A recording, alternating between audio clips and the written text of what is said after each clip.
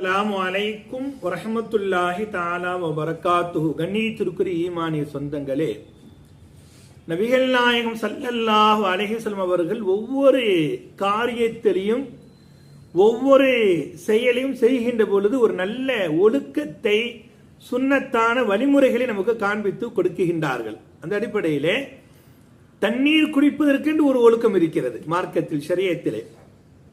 என்ன ஒழுக்கம்? இப்போ தண்ணீர் குடிப்பதற்கு முன்னால் தண்ணீரை எடுத்து தண்ணீரை பார்க்கணும். எடுத்த உடனே குடிச்சிடக்கூடாது. தண்ணீரை எடுத்து பார்க்கணும். பார்த்ததற்கு பிறகு தண்ணீரை உட்கார்ந்து குடிக்கணும். நின்று கொண்டு தண்ணீர் குடிக்கக்கூடாது, உட்கார்ந்து குடிக்கணும். உட்கார்ந்ததற்கு பிறகு தண்ணீரை பார்த்ததற்கு பிறகு பிஸ்மில்லா சொல்லி குடிக்கணும். பிஸ்மில்லா சொல்லி தண்ணீரை குடிக்கணும். அதே போன்று குடிக்கின்ற பொழுது ஒரே மூச்சில் குடிக்கக்கூடாது.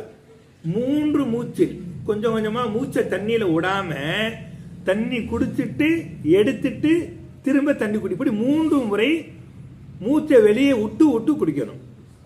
அதற்கு அடுத்தபடியாக குடித்ததற்கு பிறகு அல்ஹம்துலில்லாஹ் என்று சொல்லணும்.